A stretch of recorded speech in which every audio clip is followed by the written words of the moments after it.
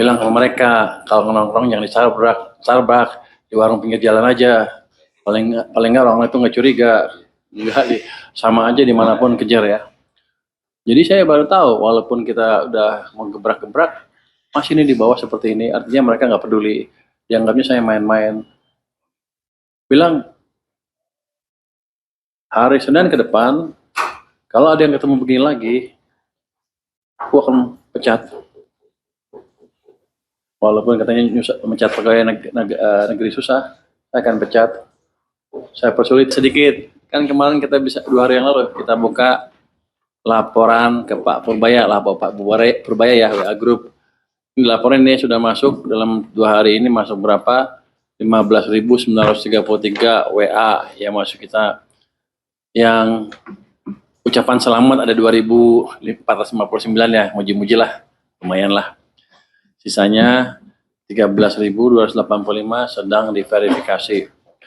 Ini ada 10 yang udah mulai dikerjakan ya. Misalnya ini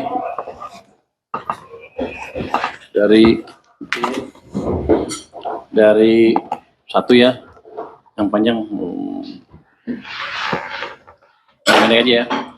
Selamat pagi, saya mau melaporkan setiap hari saya melihat petugas bea cukai nongkrong di Starbucks lengkap dengan laptop dan mereka meeting dengan banyak orang lain sesama petugas bea cukai dan sepertinya aparat lain berbaju preman bebas seharian. Orang-orang ini di Starbucks setiap hari dan yang dibicarakan selalu tentang bisnis aset gimana, mengamankan aset baru, dapat kiriman mobil gimana, jualnya mohon diawasi dan ditindak. Saya wira swasta risih lihat bergerombol ngobrol keras-keras seharian setiap hari dengan baju dinas bea cukai. Wah, ya bea cukai sini siapa? Gimana anak buah lu begitu? Ini akan kita tindak ya. Ini lengkap tempatnya nih. Ini cuma saya alamatnya lengkap, ini lengkap, jadi pasti bisa kita akan kejar. Coba jelasin dulu Dirjen Bea Cukai nih, mantan. Kenapa anak buah lu bisa begitu? Nanti kita cek Pak. Ini langsung habis ini kita deliver ke teman-teman yang di spot. Nanti kita lakukan verifikasi. Nanti kita lapor hasilnya. Bilang sama mereka kalau nongkrong jangan di Starbucks, di warung pinggir jalan aja. Paling nggak orang itu nggak curiga, nggak sama aja dimanapun kejar ya. Jadi saya baru tahu walaupun kita udah mau gebrak-gebrak masih ini di bawah seperti ini, artinya mereka nggak peduli, dianggapnya saya main-main. Bilang hari Senin ke depan kalau ada yang ketemu begini lagi, aku akan pecat. Walaupun katanya mencat pegawai negeri susah, saya akan pecat. Saya persulit hidupnya. Masa nongkrong di Starbucks berpakai seragam, gak kira-kira lo. Kalau mau itu yang sopan-sopan dikit lah, paling nggak kelihatan. Ya, ini kan jadi kelihatan bahwa kalau mereka lapor bagus-bagus terus, ternyata di lapangannya begini. Nah ini yang justru kita minta masukan dari teman-teman masyarakat semua, biar kita betulin pelan-pelan. Yang satu lagi, Pak Menteri di Madura, kampung lu ya, terjadi penjualan pita rokok besar-besaran yang semua rata-rata dijual kembali dan dipakai untuk merek rokok lain. Kalau ini bisa ditertibkan, insya Allah akan banyak penambahan uang pajak masuk ke negara. Merugikan negara, semoga masukan dari saya bisa diterima untuk dievaluasi. Terima kasih banyak sudah memberikan ruang dan kesempatan terhadap masyarakat untuk memberikan informasi. Kami rakyat mendukung Pak Menkyu sepenuh jiwa dan raga. Wah, jiwa dan raga nih. Gimana tuh? Kampung lu gimana? Ini sudah perhatian Pak Jaka. Saya kira tinggal kita cek seminggu depan, Pak Menteri. Ini sebenarnya kan sudah lama saya dengar. Saya pikir tadinya mulai berhenti ketika saya mulai ngomong-ngomong seperti itu. Ya sepertinya selama ini dianggapnya kalau menteri jauh banget ke bawah, jadi nggak mungkin turun ke bawah. Makanya saya set up pengaduan ini untuk menerima masukan langsung dari masyarakat. Kalau saya dari pusat kan orangnya paling sedikit. Ini kayak crowd reporting. Ya. Jadi semua kirim masukan ke saya. Ini nggak mungkin semuanya ditindak kan, tapi once beberapa ribu orang ditindak, yang lain saya harapkan nggak mengulangi lagi. Jadi kasih tahu teman-teman baik supaya yang di pinggir-pinggir sampai bawah-bawah, saya akan mulai sampai bawah. Hati-hati gitu. Izin lapor tindak premanisme AR pajak KPP 3 Raksa. Siapa 3 Raksa KPP-nya? Coba cek nanti ya. Nanti kalau itu minggu depan saya cek, harus udah rapi nih. Kalau premanisme, dia minta duit pasti maksa ya. Hebat juga ya. Kreatif lah. Oh ternyata betul. Saya pikir kalau kita ngomong di atas selesai. Ternyata enggak. Ini birokrasi seperti itu. Mereka pikir kan menteri cuma 5 tahun, 4 tahun lah kalau saya sekarang ya. Sampai akhir tahun nanti 2029, 4 tahun ya. Habis itu mereka bisa berkuasa lagi. Mereka nggak peduli. Jadi itu adalah behavior dari para birokrat. Ganti menteri, bodoh amat. Kalau dimarahin diem aja, dipikir nanti 4 tahun lagi juga ganti menteri, 5 tahun lagi ganti menteri, ya kira-kira gitu. Ini sekarang nggak akan saya biarkan. Ya 5 tahun, 4 tahun, 5 tahun gue diganti, tapi lu duluan yang diganti sama saya. Kalau masih melakukan seperti ini lagi. Nih, satu lagi nomor 9, agak panjang. Saya pengusaha yang menjalankan importasi barang 1 atau 2 tahun belakangan ini, bea cukai sangat meresahkan baik. Bea cukai lagi dong, gimana sih lo? Baik pemeriksa fisik maupun pemeriksa dokumen. Satu pemeriksaan fisik lama sejak keluar penjaluran merah. Misalnya pemeriksaan fisik bisa 34 hari, 2 pemeriksaan dokumen juga 70 PIB. Saya dikenakan notul yang berisi denda, padahal saya tidak under invoicing dan telah melakukan impor barang serupa bertahun-tahun. Ketika diminta alasan tidak masuk akal. Misal meminta bukti negosiasi, padahal bukti-bukti itu sudah disediakan dengan lengkap. Ini terjadi hampir untuk semua kegiatan impor saya, kena denda terus. Tapi saya tahu pengusaha tidak mungkin naik banding agar barangnya cepat keluar. Kalau banding, mesti barangnya tertahan, kemudian ajukan keberatan yang nanti pasti ditolak juga. Ini namanya diktator. Kan itu juga orang bea cukai lu. Lu coba jelasin, ini kan murid lu semua. Kenapa bisa begini? Coba jelasin. Ini langsung nanti PIB-nya kita cek. Ini kan udah ya. Jadi kalau gurunya. Ya Pak. Ini nanti SOP-nya sudah lewat. Mestinya ini langsung diputus. SOP pemeriksaannya nggak sejak selama ini. Oh, gue jahat ya. Sekjen dikerjain. Nggak, di sana emang ya tadi nggak terkendali kalau udah gitu. Jadi report ini akan membantu. Ini lengkap loh. Di mana lokasinya, di sini ada siapa yang ngadu, clear. Walaupun nggak akan kita buka. Jadi nanti WA grup itu nggak ada orang bea cukai atau pajak yang bisa akses ya. Kalau ketahuan lo bocor. Nanti kalau begitu bocor nggak ada yang boleh lapor lagi, selesai. Ya nanti kita beresin tuh. Ini corporate culture-nya beda, mesti kita rubah corporate culture-nya. Apa kalau pemerintah apa? Corporate culture ada nggak? Governance culture. Kalau kita rubah budaya organisasi lah.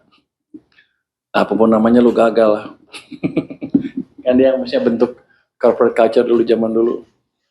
Udah bisa ganti-ganti. Udah berapa lama lu ninggalin Dirjen Pajak?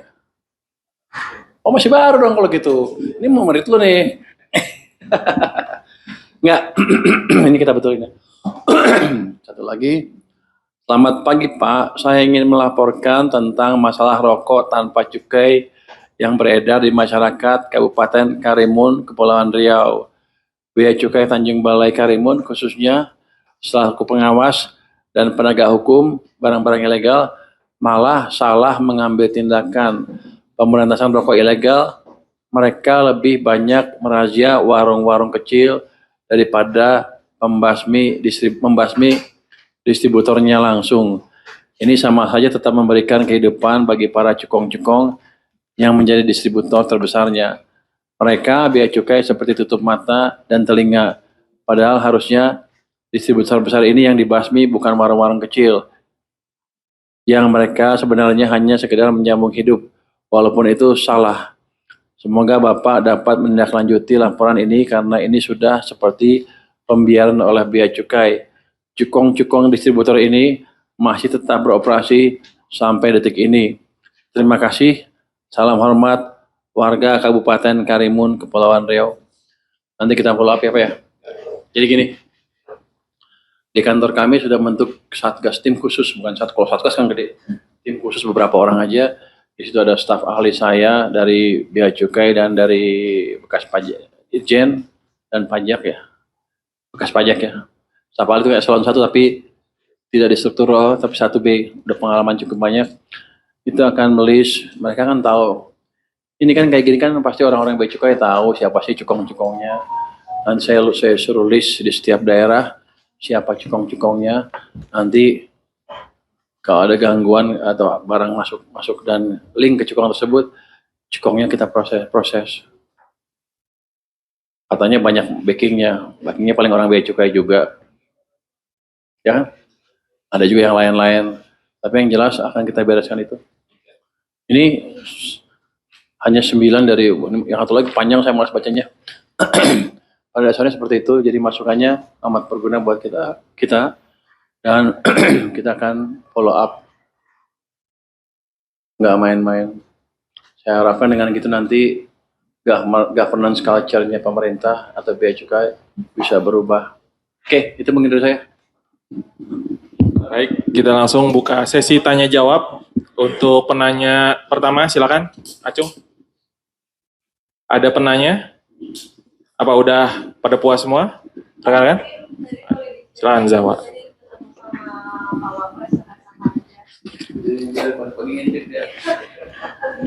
Pak Wapres biasa diskusi tentang masalah kondisi ekonomi secara umum dan dia kan dia berdaerah kan, dari daerah kan. Dia menyuarakan keresahan dari pemimpin daerah yang anggarannya dipotong. Jadi sama yang suaranya dengan gubernur yang kesini kemarin. Apa langkah kita ke depan untuk memitigasi itu? Saya pikir dalam jangka pendek saya nggak bisa apa-apa.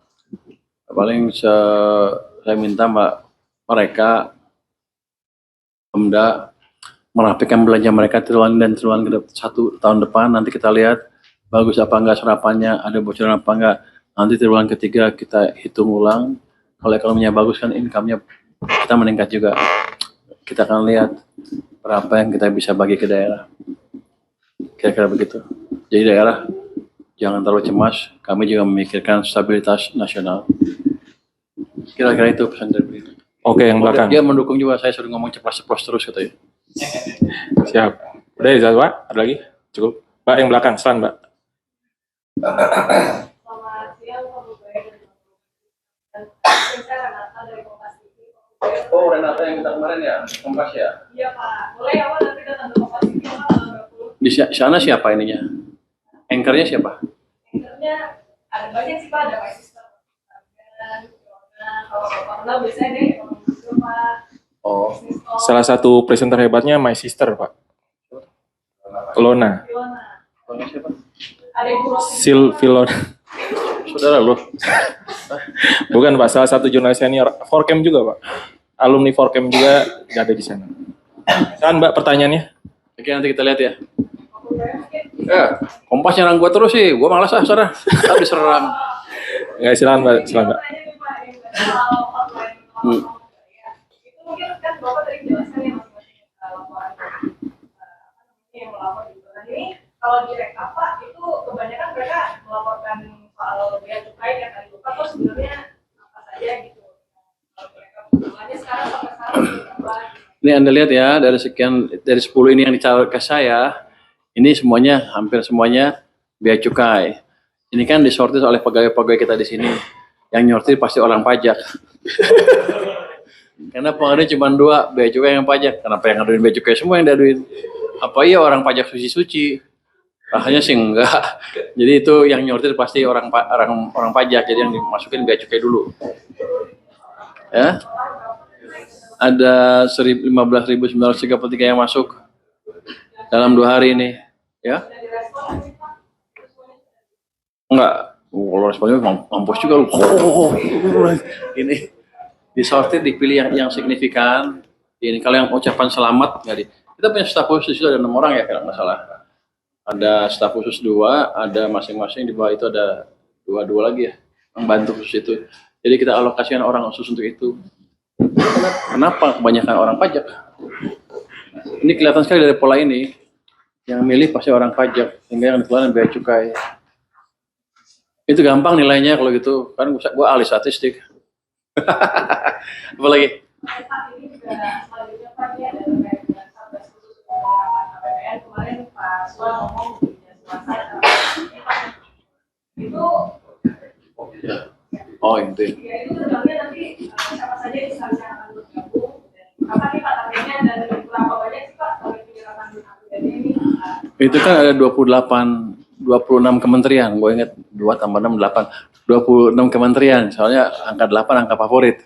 Saya baru tahu juga. Jadi ada 26 kementerian, nanti semuanya gabung di situ. Tapi bukan nanti kementerian akan ngasih siapa perwakilannya di sana.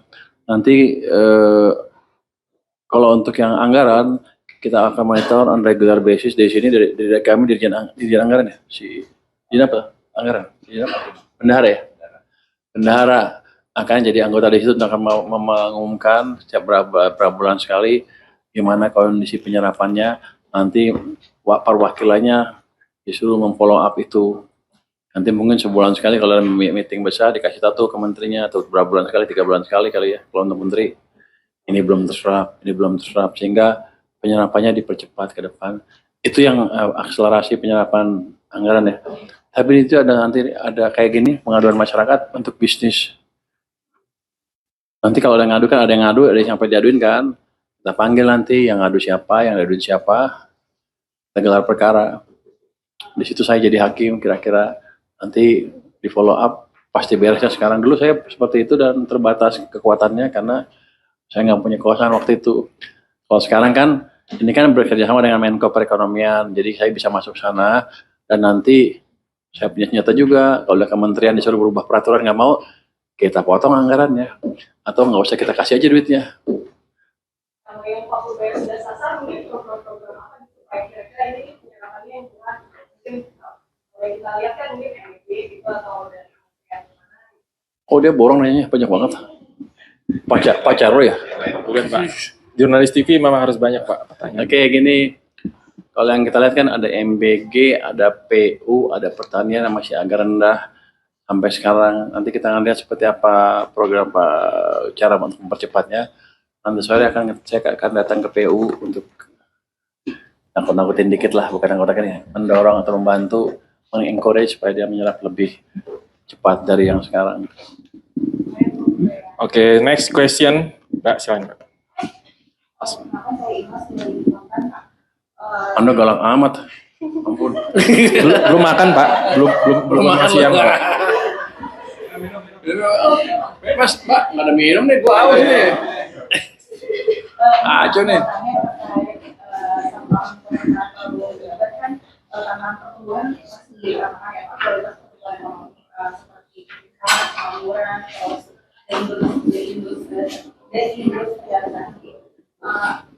Masa Bapak menjabat, apa yang akan dilakukan kemudian untuk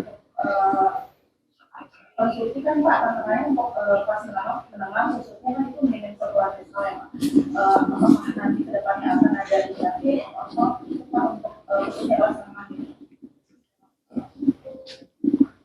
Ini kan saya baru sebulan di sini, sebulan lebih sedikit ya. Ekonom baru dibalik arahnya, sudah mulai melihat ekonominya. Cuman kalau Anda expect dampak full dalam waktu sebulan, nggak akan kelihatan mungkin, atau belum kelihatan banget. Walaupun kalau Anda lihat sekeliling Anda, kelihatannya sudah semakin optimis kan orang-orang. Itu listrik demandnya udah naik. Banyak kata si Dirut PLN kemarin bilang, Di banyak tempat orang udah mulai minta sambungan listrik baru, artinya emang ekonominya mulai bergeliat. Itu saya harapkan sih nanti akhir bulan Desember udah kelihatan tuh lebih bergairah ekonominya, di mana ke bawah akan mengalir juga tuh. Saya pikir sih pengangguran, orang mulai ngerasa lebih mudah mencari kerja. Udah sebagian pasti udah keserap ke sistem perekonomian, ke sistem yang sedang tumbuh itu. Jadi akan membaik sedikit. Growth akan di atas 5,5% dugaan saya dengan uang yang saya gelontorkan. Belum nanti lagi ada stimulus tambahan ke perekonomian yang akan diumumkan presiden. Terus jadi nggak langsung tuh, kemarin kan ekonomi dibunuh tuh. Sekarang saya balik, ya nggak langsung begini terus. Tapi akan Anda rasakan secara bertahap. Mungkin iklan di media juga udah naik kali ya, dugaan saya. Ada yang lapor saya Amin, udah mulai ya? Saya mengamini, Pak. Amin. Udah naik loh. Katanya udah mulai naik tuh. Iklan-iklan di media juga, Anda gajinya naik lantar. Untuk kelas menengah, nanti biasanya pada waktu ekonomi tumbuh makin cepat, yang menikmati paling banyak kelas menengah duluan, yang bawah lebih lama. Jadi kita lihat 2 triwulan ke depan, gimana impact tadi dari pembalikan arah ekonomi. Kalau mereka menikmati duluan ya udah kaya ya udah. Tapi kalau masih susah, kita akan pikirkan cara. Tapi begini, kelas menengah orang yang mampu dan pintar. Dugaan saya begitu ekonominya growth, tumbuh yang lebih cepat, mereka lah akan yang menikmati duluan manfaat pertumbuhan ekonomi itu di samping atas ya. Yang bawah lebih lambat, biasanya mereka akan akses ke sumber-sumber ekonomi itu lebih kecil dibandingin yang kelas menengah. Cuman ketika ekonominya diperlambat seperti kemarin, mereka akan menderita. Bukan baru loh, mungkin kalau saya lihat ke belakang sejak tahun 2018, 2019 sudah ditekan mereka secara sengaja atau nggak sengaja. Mungkin saya nggak ngerti. Ini salah media, kenapa nggak ada monitor kebijakannya, fiskal dan moneter dan ekonominya. Ajo kurang keras protesnya. Ajo ya, lu nggak pernah protes sih, teman-teman juga nggak pernah protes, jangan nanya doang, protes aja. Kalau ada kesalahan kebijakan langsung, ini kenapa begini? Pemerintah tidur ya, gitu aja. Kalau saya bangun kan. Apa? Salah satu yang dinikmati kelas menengah ketika pertumbuhan ekonomi Kelas menengah income-nya berapa sih? Nggak tahu kan. Kira-kira gini, kalau ekonominya tumbuh nanti, let's say perusahaan-perusahaan mulai ekspansi. Karena misalnya yang gampang kan demand naik, perusahaan misalnya IT kan tumbuh juga kan, karena permintaan akan service maupun barang hardware IT kan meningkat pada waktu ekonomi ekspansi, karena perusahaan-perusahaan kan tumbuh.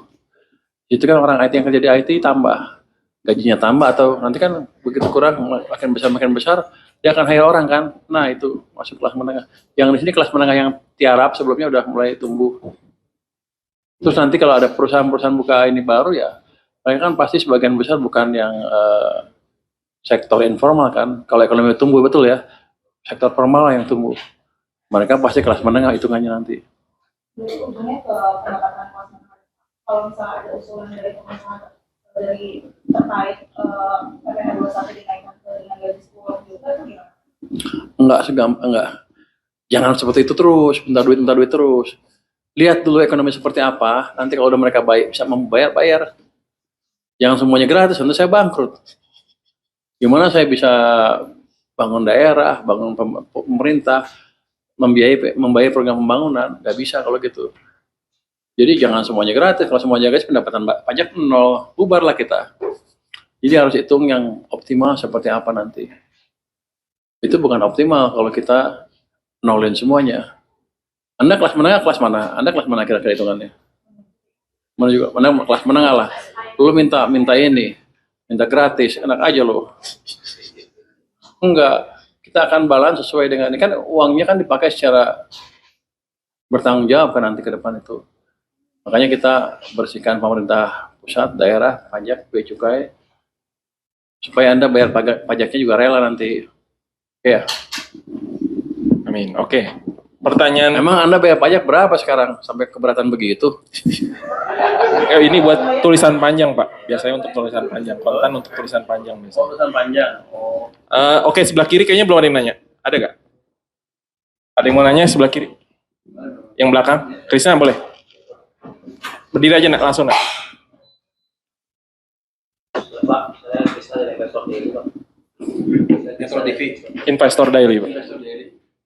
Saya terkait ini, Pak. Jadi kan, Investor daily apa investor trust beda ya? Beda, Pak. Aku baru tahu loh. Itu adik tiri, Pak. Kalau investor Kenapa trust. dia pakai nama sama investor juga? Pak Primus. Primus ya. Gua pikir sama. Saya pikir sama. Beda. Rupanya ya. tentang apa, Pak? Tadi kan tadi konvers dalam data realisasi investasi ya, Pak. Kita harus 400, Pak. Realisasinya. Kalau jadi Bapak, sekarang kan untuk kan targetnya masih 400 ya, Pak. Kalau dari pemerintah, Targetnya berapa? Oh, sekarang 1.400. Pasti di bawah targetnya kan? Ya orang ekonominya melambat sampai bulan Agustus. Oh, 1.900 akhir tahun. 1.400 itu apa sekarang ya? Ya makanya, kenapa Anda potong, saya mau jelasin. So jago loh. Gini kira-kira. Karena ekonomi melambat, pasti melambat kan waktu semester triwulan pertama sampai bulan Agustus, awal September kali. Ini kan mulai dibalik pelan-pelan. Nanti kalau udah mulai aktif lagi ekonominya, mulai hidup lagi, harusnya investasinya akan tumbuh lebih cepat. Jadi past performance tidak bisa dipakai untuk menghitung future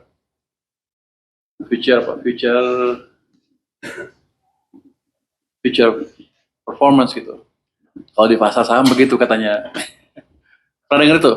Jadi saya pikir sih mungkin kalau emang susah ya 1.900 mungkin nggak kecapai, tapi akan lebih dekat ke sana dibanding sebelumnya. Hitungannya kalau 1.400 kan dibagi 3 berapa? 1.400 bagi 3, 400, 410 lah, 450. Tahun depan, kalau 450, kalau dibagi 3 aja tambah 1 triwulan udah dapat tuh 1.900. Jadi harusnya akan lebih dari situ. Ya. Jadi angka itu ya 1.900 saya pikir dulu angkanya ada angka nabung juga di situ. Artinya dia udah tahu di atas itu tapi diturun ke 1.900 biar nanti dibilang performanya bagus. Kira-kira gitu. Oke, ada lagi? Nah, tambahan nggak? Udah cukup? ISG, Pak. Kan 2 hari ini turun, Pak. Yes, gitu, Pak. Technical sih kayaknya ambil profit, Pak. Ada secara technical, Pak ya? Kayaknya ada aksi ambil profit. Jumat ini turun sih. Iya. Itu kan dipengaruhi juga dengan global sentiment kan. Nggak apa-apa. Orang kalau orang bursa atau broker, kalau indeksnya naik terus, dia rugi, nggak bisa trading, atau flat, atau turun terus, rugi juga. Yang bagus adalah in between mereka bisa ambil untung. Kalau Anda lihat Bloomberg TV, yang Bloomberg kan, itu selalu begitu. Nanti 2 minggu beritanya jelek, 2 minggu lagi bagus, 2 minggu lagi jelek terus, 2 minggu lagi bagus. Kadang-kadang saya mikir kenapa nggak dijadiin satu, kontradik langsung. Karena mereka berkepentingan market naik dan turun. Di belakangnya ada broker-broker kan. Ini nggak apa-apa, naik turun kalau seperti sekarang. Yang penting gini, apakah perbaikan yang kita sedang lakukan ini betul-betul sustain, berkesinambungan atau tidak? Atau saya ngomong doang? Nanti mereka akan sadar nggak lama lagi bahwa saya serius. Itu akan baik lagi karena pada waktu ekonominya bagus, pertumbuhan perusahaan juga bagus, profitability juga bagus, nilai mereka di saham juga akan naik. Yang kita kerjakan adalah memperbaiki fundamental perekonomian. Kemarin euforia kenapa? Karena mereka, oke, kayaknya betulan nih, masuklah rame-rame. Tapi itu wah ketinggian nih, turun dulu lah ambil profit. Nanti beli di bawah, naik lagi ke atas kayak gitu. Jadi orang pasar tuh seperti itu, dan kalau enggak ya mereka akan pengaruhi media-media seperti Anda juga yang lain untuk satu saat negatif terus, nanti saat itu positif supaya bursanya begini. Kira-kira begitu. Oke, baik. Silakan Ira. Pak, saya ingat dari Infobank, Pak. Kamu udah ketemu sering juga. Buka Kamu update. Infobank ya? Iya, Pak. Infobank. Anak buahnya Pak Eko. Ini Pak, update soal penempatan dana BPD, Pak. Soalnya kan dari OJK sendiri bilang sebenarnya likuiditas dari BPD itu tidak ada yang kering gitu maksudnya, Pak. Terus seperti apa sih memang urgensinya apa, Pak, untuk penempatan dana di BPD tersebut, Pak? Pak.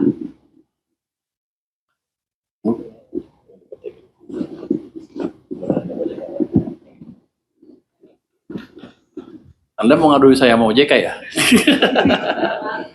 Begini, kalau Anda tanya OJK selalu bilang empel dari zaman dulu, dari zaman ekonomi merusak juga empel katanya. Dari zaman Agustus empel, banyak duit, tapi nggak di sana, uangnya di BI. Kalau saya ngomong dengan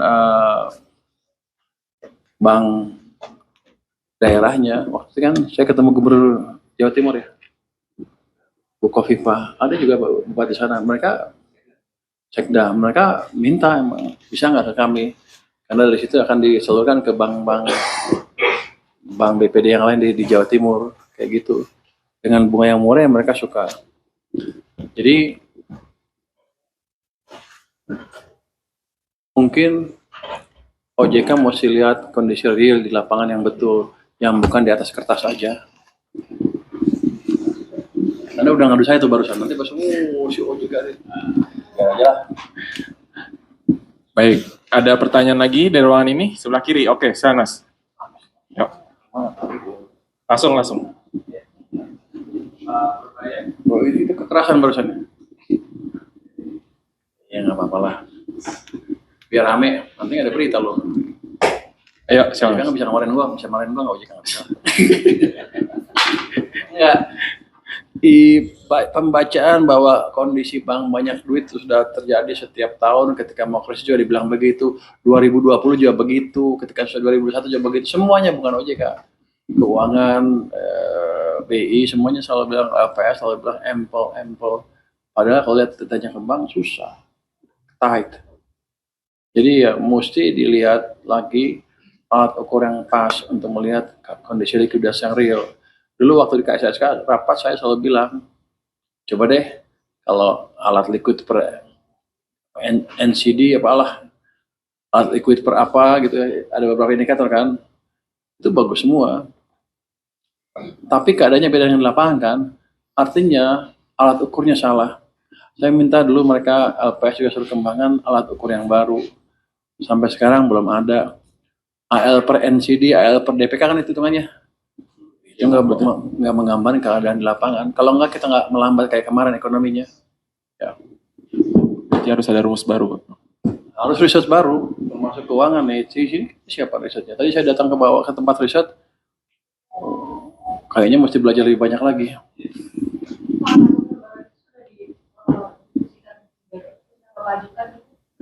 Sudah pernah saya ajukan waktu rapat KSSK beberapa waktu yang lalu, beberapa kali rapat malah. Sebelum, kan kita belum pernah meeting, baru akhir bulan KSSK meeting. Tapi di internal tadi saya sudah minta mereka belajar lebih dalam untuk melihat alat-alat yang bisa melihat kondisi pasar finansial dengan benar dan in advance. Jadi semacam early indikator, early warning systemnya di sistem finansial. Kita nggak punya kayaknya di sini. Kalau saya punya, tapi buat saya sendiri dong. Jadi nggak bayar. Ayo, Mas. Sebelah kiri, Pak.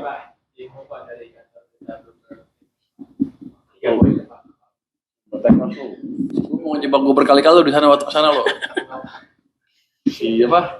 Kok suaminya istrinya Teguh? Ini Pak. Ayo, Mas. 3 poin ya Pak. Pertama,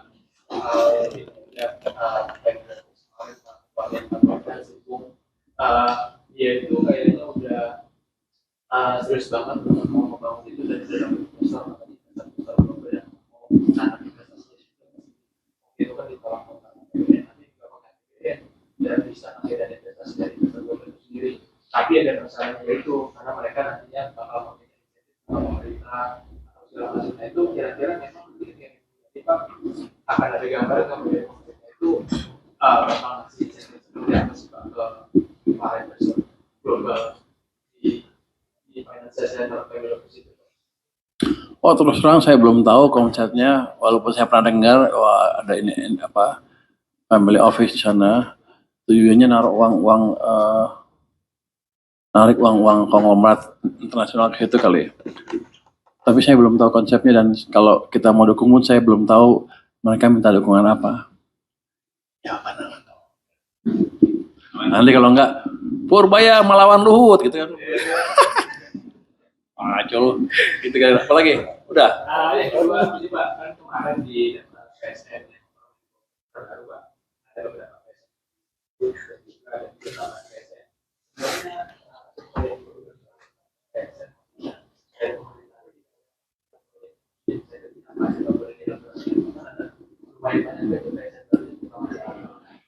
Itu kan bukan dari saya, dari Menko Perekonomian. Anda tanya ke dia deh. Nanti kalau saya ngomong salah. Tapi pada dasarnya begini, untuk PSN adalah program yang penting buat kita dan perlu dijalankan dengan cepat. Ada beberapa regulasi yang di bypass di situ sehingga mereka bisa melakukannya dengan cepat. Kenapa dicabut? Yang dicabut pasti yang udah nggak jalan bertahun-tahun nggak jalan pasti dicabut. Itu mungkin alasan gampangnya. Tapi mau detailnya tanya Menko Perekonomian. Iya Pak. Apalagi Pak, yang kemarin juga yang Pak Ketua ada juga jangan hanya ibadah aja dikasih komunitas. Ada juga seperti membantu kita. Itu kalau misalkan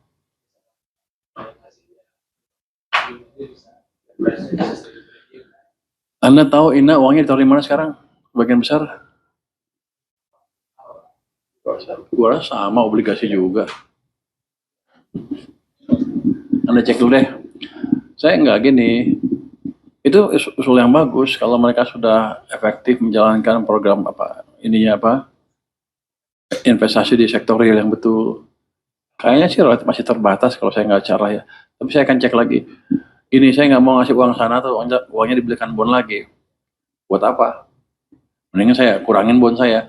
Kayak di Danantara kan gitu. Sebagian besar masih bond kan kemarin. Makanya saya agak kritik waktu meeting itu kan. Berapa lu taruh bond? Kalau gitu mah lu nggak jago juga amat kira-kira gitu. Saya nanya gini, apa kejagoan Anda? Salah bahasa gitu. Kira-kira itu nanyanya. Dan diganti apa keahlian Anda kira-kira gitu. Kalau cuma naruh di bond, tapi mereka bilang akan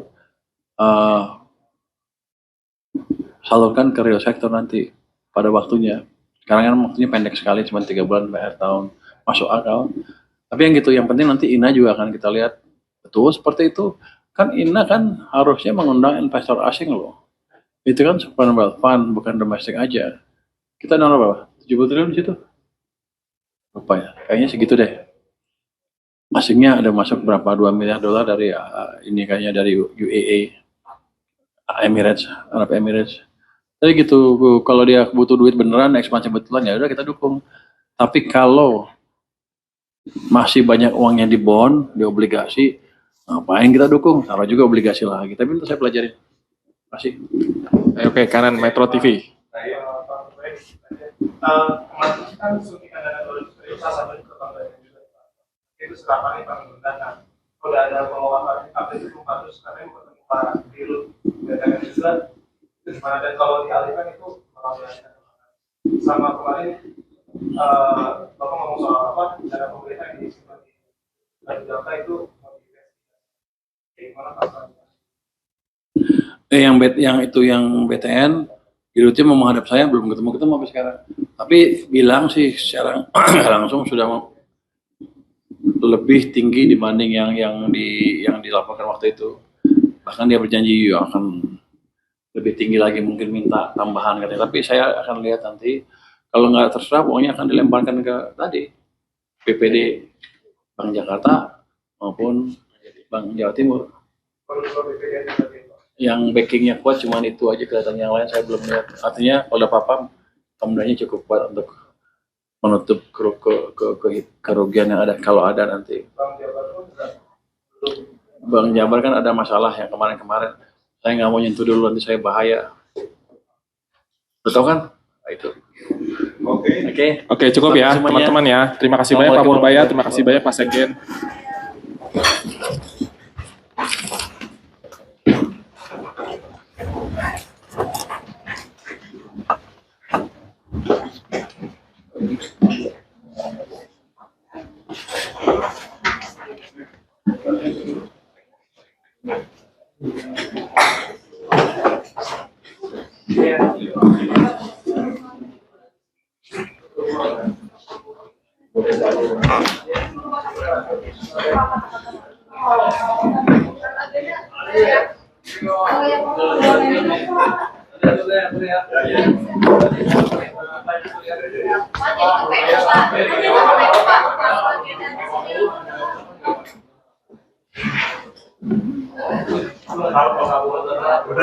Aku udah kirim saya tadi. Oh, gitu. Mana, Pak? Ya, di sana. Kira harapannya gimana, Pak? Harapan, nanti di ini. Terima kasih ya, Mas. Nanti sore aja.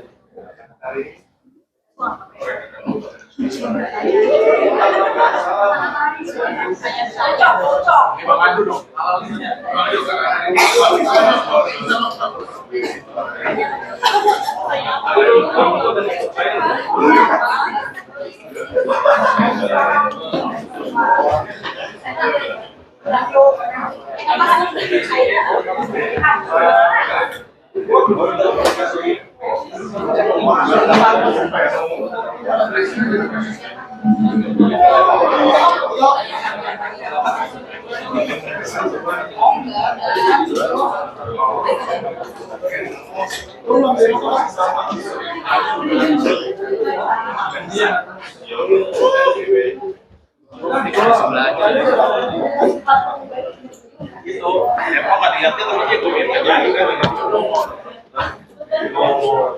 Udah deh, saya mantepin aja.